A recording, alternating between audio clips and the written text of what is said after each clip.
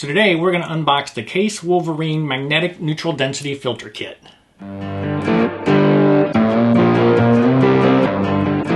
So I received this Kase Wolverine filter kit late last week, and I really didn't get a chance to take them out of the box or take them out in the field, and that's sort of what I wanted to do for this video, but I sort of ran out of time. So instead, I kept them sealed up, and I figured we'd do a quick unboxing video and take a look at what we get in the kit, and maybe attach it to the camera lens just for a quick review. And in the future, I'll do a more in-depth field review of these filters. I've got a trip coming up to West Virginia in a couple weeks for the fall colors, and I think this will be a great time to really put this kit through its paces. But for now, let's do that unboxing video.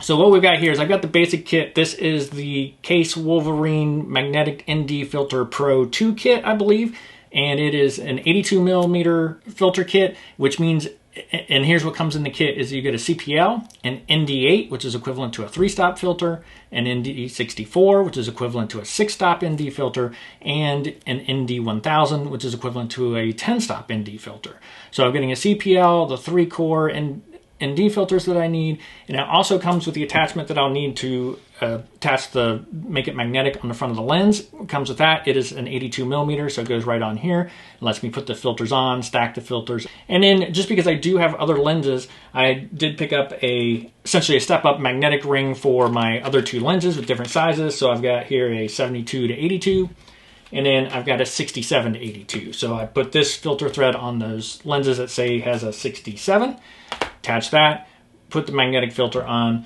and then I'm good to go. So I thought that would make it easy to switch between lenses when I'm out in the field.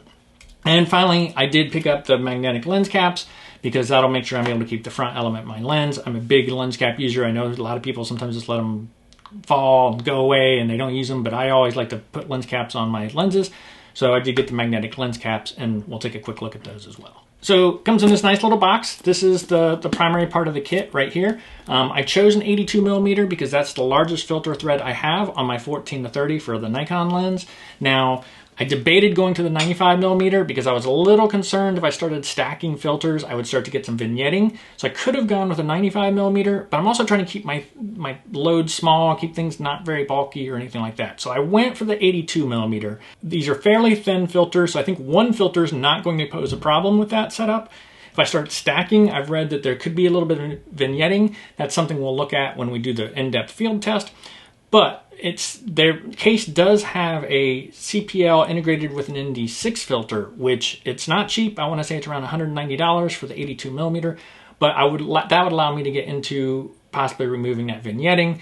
And the complaints I did hear about vignetting, really, if you just sort of zoom into like 15, 16 millimeters from that 14, you're going to be good to go. So we're going to give it a try. Hopefully I don't regret not stepping up to the 95. The kit we're unboxing today is an 82 millimeter kit. So let's get with it. Nice little box here. Let's throw that to the side. Pop the top off. Right, so we got that. Got another little box inside. Let's just take a peek at what we got in here. This comes with a nice little leather pouch. And inside we have our filters. So we've got the ND filters and the CPL filters all stacked in there, nicely wrapped, nice, safe, and secure. This pouch does have a little carabiner, not a carabiner, but a clip. So you can clip it inside your camera bag or something like that, keep it safe and secure, make sure it's not falling out, put it on a lanyard or something like that. So it seems like a really nice little kit. We'll see if I keep using it, if I try to get it into something just a little slightly smaller and slimmer, but nice that it comes with a pouch to carry them in. And inside we've got an accessories box. Let's pop that out. See what we got here.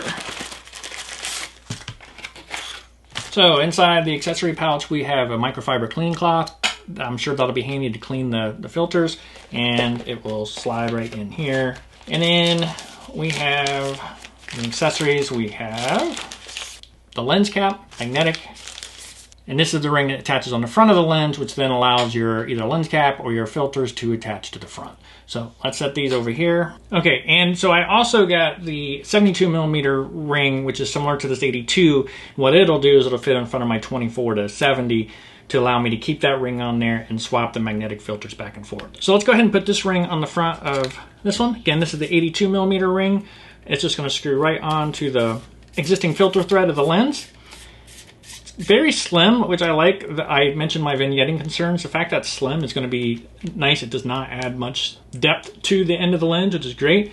So got that on there like that. And then since we already have the filter out anyways, boom. Just magnetic lens cap, just like that. Just pop it straight off and we're good. So awesome. That's pretty cool.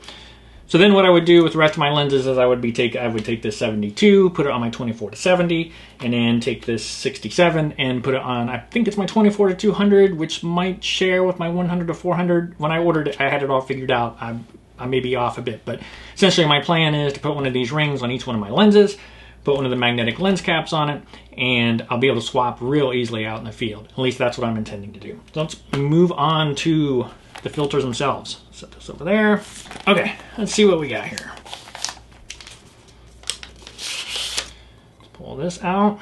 So this is the ND1000, which is equivalent to a 10-stop ND filter. It is nice and thin. Take a look at that. Again, I mentioned those vignetting concerns, and thick filters would be more problematic. So I'm sort of reassured to see that these are relatively thin. Let's pop this lens cap off. Super easy. Take this guy. It fits right on there just like that. And just like that, I've got a 10-stop ND filter on there. Pop that off, put him there. Set the lens cap off over there. Take a look at the next one. Comes with these nice little handy pouches, nice and safe in there. Obviously, the inside of this case is pretty smooth. This is just for shipping and packaging. This is the ND64. Just like the other one. Pop it right on there. Fits in there pretty good. A little bit of wiggle, not bad though. Definitely not going to fall off while it's just on a tripod or anything like that. So super cool on that. And I'm going to guess this is the ND8, which would be equivalent to a 3-stop ND filter. Yep, ND8 filter right there. Put this guy right on there and just like that. So what's super handy is let's say I'm using this 3-stop ND filter and I'm sitting here, I've got it, got on my tripod, and I'm ready to switch. I'm like, I really want it to be a lot slower. I want to be able to have much longer shutter speed. So I just pop this off, put it there, grab this one out of my kit, boom, I've made the switch. No filters getting stuck when they come unscrewed. So I'm already liking that. Like I said, some of the things I really like is these are nice and thin. Makes me a little more comfortable with that hold. Should I have gone 95mm versus 82mm? Feeling good about that. So let's dig in here and get the last one out. This is going to be the circular polarizer. Pop it out. Yep. Magnetic circular polarizer right there. So you know me, I just did a video recently on circular polarizers and why I think they're important. So this is always a super solid filter to have. Toss it right on there and we're good to go. Now you can also stack these. So say I am trying to do a 6-stop ND filter. Grab my filter, put it on there. I want my polarizer too. Put it on the end. And there we go. I've got my filters nice and stacked. Just like that. This is where I start to get a little concerned with the vignetting because it does have a fair amount of depth to it. We'll see what happens. From what I've heard, if you just zoom into like 16mm, you're going to be good. That's one of the things we'll definitely be keeping an eye out for when I do my actual field test with these. So that's what's in the box when you get this filter kit. I'll put the price up on the screen so you can take a look at that. I'm sure it changes. There's probably sales. We're coming up into the holiday season. So, and just to touch on a couple other features, like I said, they're nice and thin, which I've pointed out before, which helps reduce some of my concern about vignetting. The Wolverine filters does come with a special nano coating on it. It's supposed to strengthen it as well, make it easier to clean, whether it's just from dirt and dust, make it easier to get that off of there, or if you're out photographing waterfalls or out in the rain, make it repel water just a little bit more. Just a couple notes if you go over the frequently asked questions for these. While these are super easy to put on, the filters are not necessarily made to be walked around with because it is possible to bump them. I mean, they're on there pretty good. They fit into a little bit of a ridge, so I wouldn't be worried about just moving the camera while you're around and putting it up on a tripod or anything like that. But if you were carrying it around, or if you do, sometimes what I do is leave it on the tripod, walk around, and in order to brush or bump against something, you could lose your filter. So they say they're not necessarily intended to be, walked around. And some of that still applies to your lens cap. If it's sitting on there and you bump it against something, it could come off. I think it'll protect the lens as it should, and it's great for when it's in the pack, just keeping things nice, clean. you know, it's there for if you need it, but they do say that the filters themselves, you're not supposed to walk around with them.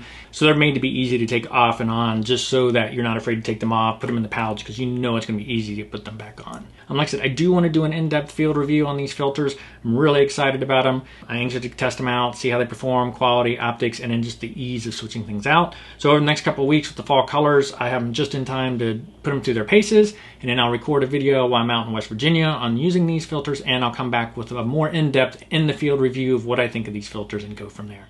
So I hope you found this video useful, and if you did, please hit that like button. And if you want to see future landscape photography content from me, including tips, tricks, behind the scenes, mini gear reviews, be sure to hit that subscribe button so you don't miss any landscape photography content from me. And thank you for watching.